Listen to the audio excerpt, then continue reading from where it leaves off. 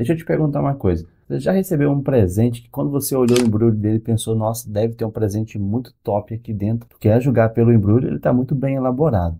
Mas quando você abriu aquele presente, até que o presente era interessante, mas pelo embrulho você esperava algo mais. E isso então criou em você uma certa frustração. Utilizando desse cenário, quando eu olho para a bolsa de valores, eu vejo que tem algumas empresas que elas estão sendo empacotadas por alguns influenciadores aqui na internet, muito bem elaborada. No entanto, existem algumas visões aqui que a gente precisa ficar bastante atento.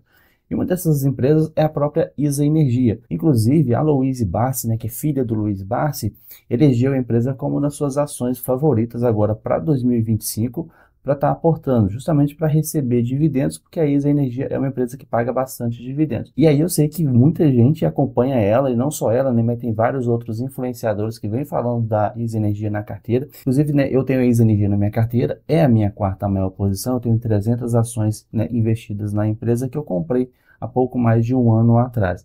E desde então eu venho fazendo poucos aportes na empresa justamente porque ela tem um cenário um pouco mais devagar. E eu vou te explicar isso daqui na apresentação de resultado que a empresa divulgou no seu quarto trimestre de 2024. Meu nome é Hilton, este é o canal Mente Investidora, onde eu compartilho aqui publicamente a minha jornada rumo, né, à liberdade financeira. Eu comecei na Bolsa de Valores há mais de 18 meses atrás. Estou bastante satisfeito, né, com essa evolução que eu venho tendo na minha carteira. E essa é uma forma de me compartilhar com vocês essa jornada, porque eu sei que tem bastante pessoas que não conhecem sobre Bolsa de Valores, que acham que Bolsa de Valores é um bicho de sete cabeças que não dá para poder ganhar dinheiro. Muito pelo contrário, Bolsa de Valores eu acho que é uma sobrevivência de quem pensa no futuro. Então, pessoal, dito isso, vamos analisar aqui essa energia e desde já eu quero fazer um combinado com vocês. Sempre quando eu falar visão trimestral, eu estou sempre me referindo ao período do quarto trimestre de 2024 comparado com o quarto período do trimestre de 2023. E sempre quando eu falar visão anual, estou me referindo ao ano de 2024 fechado, né, de janeiro a dezembro, comparado ao ano fechado de janeiro a dezembro de 2023. Só para a gente ficar na mesma página. Então anota isso aí para não criar nenhuma confusão na hora das explicações, beleza? Bom, pessoal, este relatório aqui vocês conseguem baixar lá no site do RI da ISA Energia. É só entrar na página do RI, ir lá na central de resultados e baixar o release de resultados. Vocês vão conseguir ter acesso a este relatório. Isso é público, qualquer pessoa consegue obter. Então aqui, né, neste quadro consolidado da ISA Energia, vamos passar pelas principais linhas, porque tem alguns pontos importantes aqui para a gente estar destacando. Vejam que a receita líquida no trimestre ela cresceu 4,2% e 14,3% na visão anual. Embora ela tenha crescido 4,2% na visão trimestral, que é positivo, note que na visão anual ela cresceu muito mais. Então, no último quarto trimestre, se a gente parar para analisar, ele teve um crescimento um pouco mais lento do que os trimestres anteriores. Por que será que isso aconteceu? Porque na receita líquida da ISA Energia, nós temos um componente extremamente importante aqui que traz resultado para a empresa, que é o seu RBSE. O RBSE, para quem não sabe, é uma indenização que a empresa vem recebendo desde 2018, só que essa indenização, pessoal, ela vai acabar, né? Ela não é para sempre. Está previsto para ela terminar em junho de 2028. Vejam, né, neste outro quadro da receita operacional, como que o RBSE ele é extremamente importante, né, para o resultado da empresa. Vejam que na linha do RBSE ele teve uma queda de 12% aqui comparado ao mesmo trimestre do ano anterior.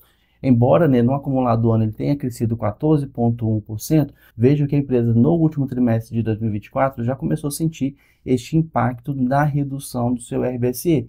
E isso vai continuar até 2028. No entanto, o que a empresa vem fazendo para poder compensar o fim, né, desse RBSE? Ela vem investindo em duas principais linhas, né, que são projetos Greenfields e na linha de reforços e melhorias. Quando a gente avalia na linha de reforços e melhorias, nós podemos perceber que na visão do trimestre a empresa cresceu 25,4%. Isso porque a empresa vem investindo mais recursos para poder melhorar as linhas de transmissão que ela possui instaladas. Então ela instala aqui disjuntores novos, chaves seccionadoras, enfim, ela faz melhorias e com essas melhorias que ela executa, ela acaba tendo um adicional aqui de receita autorizado pela ANEEL. E isso, obviamente, que é um custo bem menor para a empresa, já que ela não tem concorrente, né, nesse tipo de linha, porque já é dela.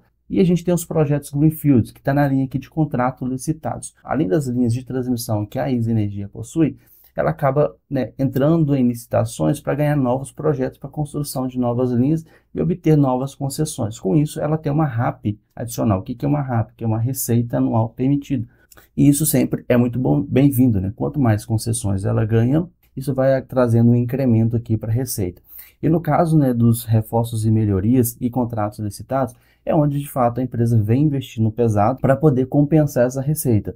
Mas vejam que o RBSE é um componente importante, caiu 12%, né? Essa queda do 12%, ela ainda não foi compensada pela linha de reforços e melhorias e nem contratos licitados. A empresa conseguiu talvez compensar 80% aqui dessa queda, mas ainda assim ela sofreu esse impacto.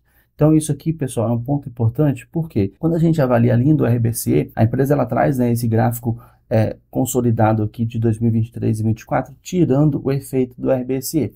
Então no gráfico azul, nós temos apenas a receita líquida sem o efeito do RBCE. A empresa cresceu? Cresceu 14,6%, mas vejam que o RBCE corresponde a quase metade de toda a receita líquida da empresa. Ou seja, se o RBC cair lá na frente, em 2028, a empresa vai ter um impacto muito grande aqui no seu lucro líquido. Vejam, né, que nesse outro gráfico, vejam que ela traz o fluxo de recebimento da RBCE, vejam que no ciclo 28 e 29 ele já não existe mais, né? Praticamente ele vai estar reduzido aqui para 90% em relação ao que ele é hoje.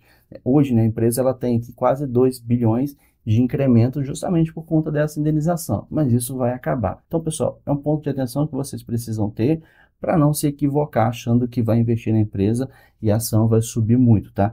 Eu não acredito muito nessa teoria. Eu acredito que ela vai continuar subindo, né, devagar, vai lateralizar aí para uns 3, 4 anos e depois, quando ela começar a compensar isso com novos projetos, aí sim a ação pode se valorizar bastante, tá? Mas por enquanto, pessoal, é um crescimento bastante lento no longo prazo. Então, voltando para os principais indicadores, a próxima linha a próxima linha aqui é o PMSO. O que é o PMSO, né? O custo que a empresa tem com pessoal, materiais, serviços. Vejam que ele cresceu 2,9% no trimestre e 7,4% na visão anual. Embora, né, quando a gente fala crescimento dos custos e despesas, não é algo interessante, mas se a receita ela cresce mais do que as despesas, isso é um ponto positivo, significa que a empresa está tendo eficiência operacional, porque com o mesmo pessoal, com o mesmo tipo de serviço, ela consegue crescer mais as suas receitas. Isso é um ponto positivo. Seria ruim se as despesas crescessem mais do que as receitas. Significa que a empresa estaria perdendo eficiência operacional e, obviamente, isso impactaria, né, o resultado. Na linha do EBITDA, vejam que nós temos uma queda aqui de menos 3,9% na visão trimestral, embora, né, no acumulado do ano, a empresa cresceu 13,2%. Então, nesse EBITDA, a gente começa a ter alguns efeitos. O principal deles, né, é o RBC, caiu lá, né, o seu 12%, mas tivemos aqui um outro efeito que foi as despesas financeiras. A empresa vem investindo mais, esses investimentos a mais, eles geram um custo financeiro maior para a empresa, uma vez que ela paga mais juros, né, nessa operação.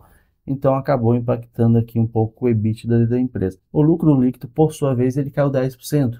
Embora no ano ele tenha crescido 6,9%, aqui na linha de lucro líquido tem um ponto que merece bastante atenção para a gente analisar. Nesse gráfico, a empresa traz um pouco mais de detalhe o que aconteceu, né, com esse lucro líquido. Vejam, né, que a receita líquida ela cresceu 47 milhões, depreciação caiu menos 45, equivalência patrimonial mais 19. Veja a linha de resultado financeiro, onde ela teve um impacto de 83 milhões. Isso aqui é fruto do quê? Dos investimentos que a empresa vem fazendo. Ela está tendo dívida e essa dívida está mais cara justamente porque a Selic vem subindo. Então, obviamente, a empresa tem um resultado financeiro negativo, comparado, por exemplo, ao mesmo período do ano anterior, quando a Selic estava em 10%, 10,25%.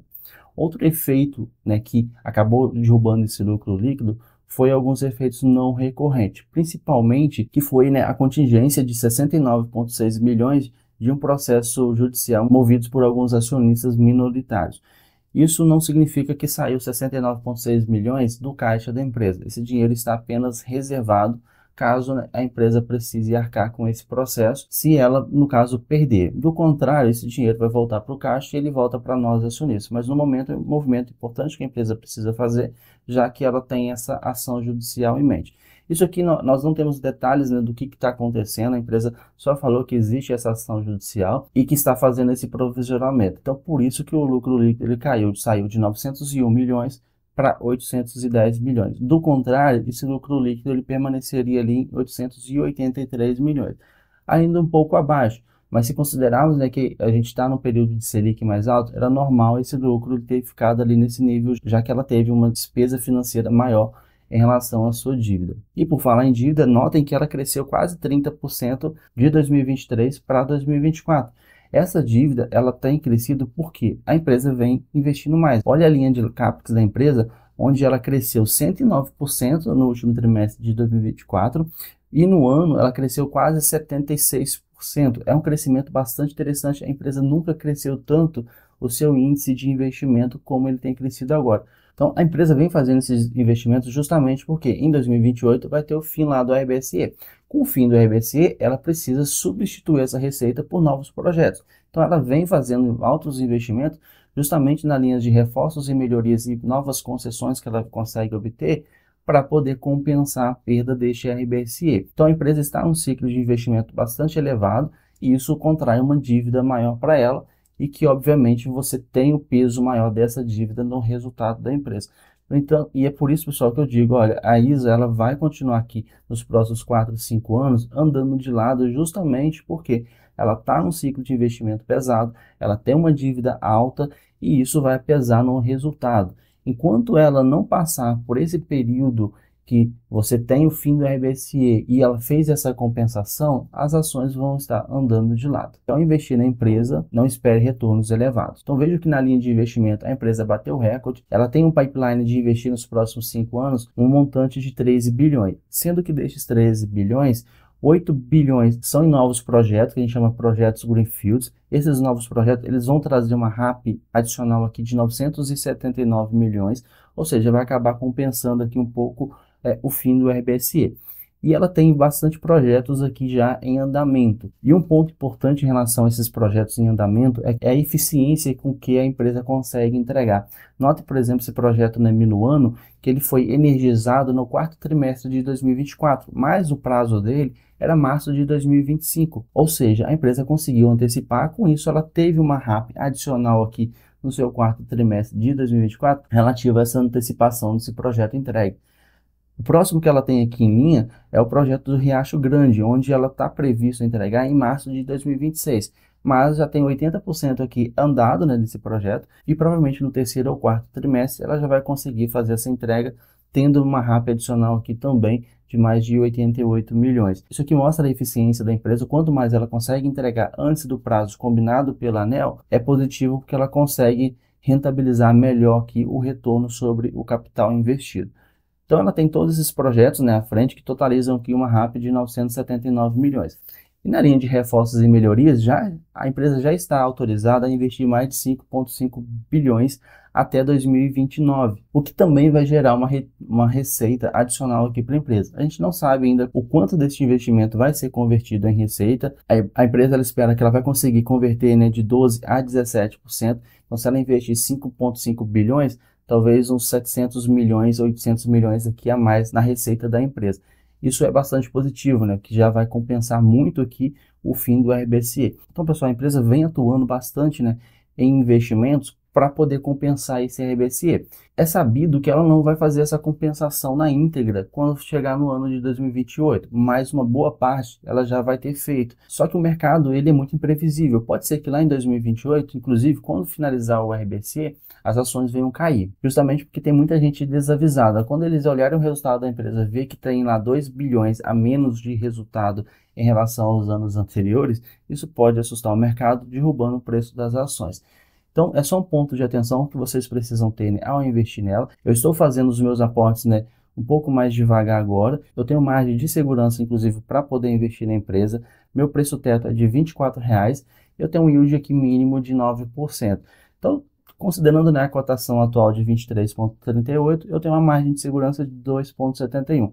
Não é a minha prioridade de investimento no momento, porque eu tenho outras ações que inclusive estão me entregando mais margem de segurança, que são oportunidades que podem valorizar mais aqui no curto prazo, como por exemplo a própria Itaúsa. É uma oportunidade que eu vejo melhor neste momento do que a própria Transmissão Paulista. Não que eu não vá investir na empresa, eu vou investir nela justamente para poder sempre estar rebalanceando aqui minha carteira e mantendo um percentual aqui de empresas transmissoras de energia, porque elas geram bastante caixa em dividendos. Isso para mim é interessante neste momento. Então, não é que eu vou fazer altos investimentos, mas é uma empresa que eu mantenho um pouco ela na carteira, um pé no freio, porque eu sei que ela vai andar de lado aqui por um bom tempo. Tá bom, pessoal? Então era isso que eu queria passar para vocês. Se vocês gostaram, não deixe de se inscrever no meu canal, curta esse vídeo e ative o sininho aí para receber as próximas notificações. Valeu e um forte abraço!